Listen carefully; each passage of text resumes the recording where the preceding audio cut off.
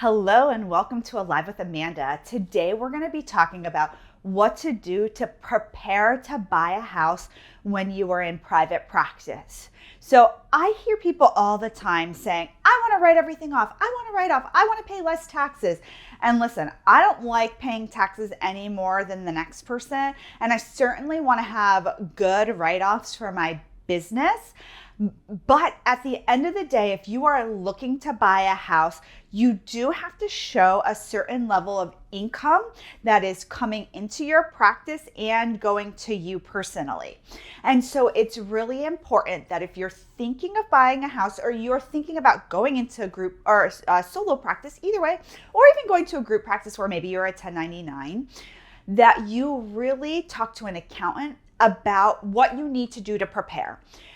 Generally speaking, and it can be different in different areas, is the mortgage company financing is going to look at 2 years of your tax returns. So if you own your business, they're going to want your corporate returns and they're going to want your personal returns. So you have to give all of that.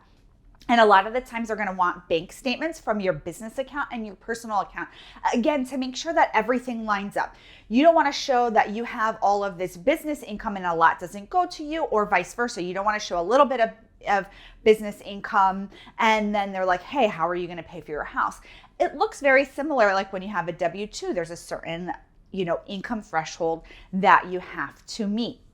So you want to make sure that you are doing your taxes appropriately, that you're not paying too much in taxes, but you're not paying too little in taxes.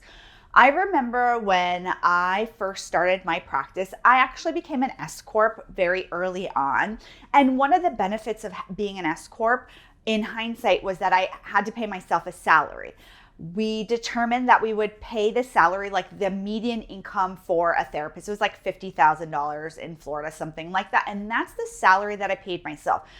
That didn't flag the IRS that I was paying myself too little. Like a full-time licensed clinician isn't going to make $20,000 a year at a job.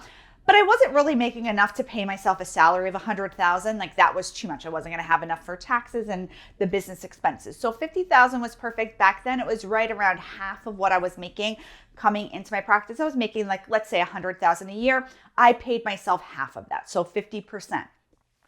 That was a decent enough income that when I went to go purchase my house, that they were like, okay, there's an income on paper. We see how much is going into the business. We see how much is going into our personal account. We see how much is coming on the tax returns. I still wrote off a fair amount of things, all business expenses. But I still had like that solid median income for a therapist.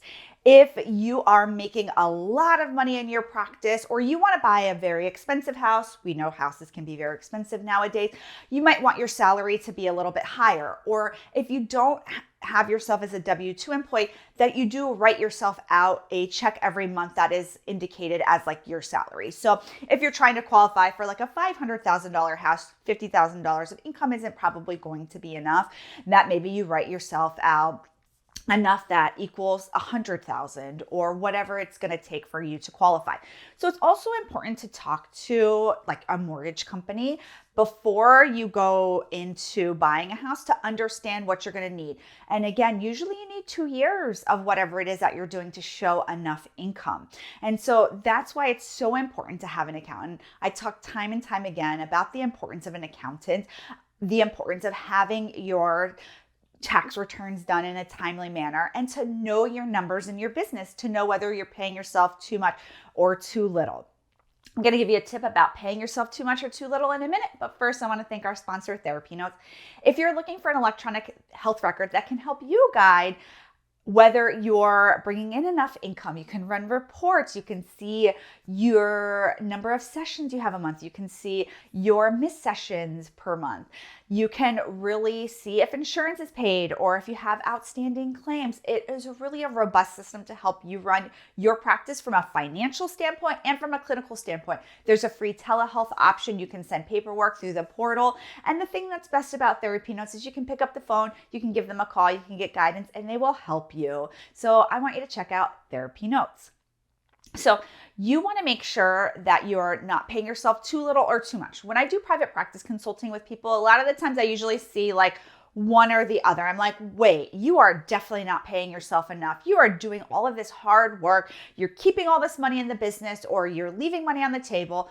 Or on the other side, I've seen people pay themselves way too much. They don't leave enough in the business for their growth plans, whether they want to have a group practice, they want to hire some help, they want to invest in other areas of their business, even like training. If you take all of your money out, then you don't have money that gets reinvested back in the business. So there's a balance between paying yourself enough and investing back in your business and showing, again, enough income to purchase a house. So if you are deciding to purchase a house now, be sure you review your finances, know your numbers, have your tax returns done, and talk to your accountant about how to best get that done when you are self-employed.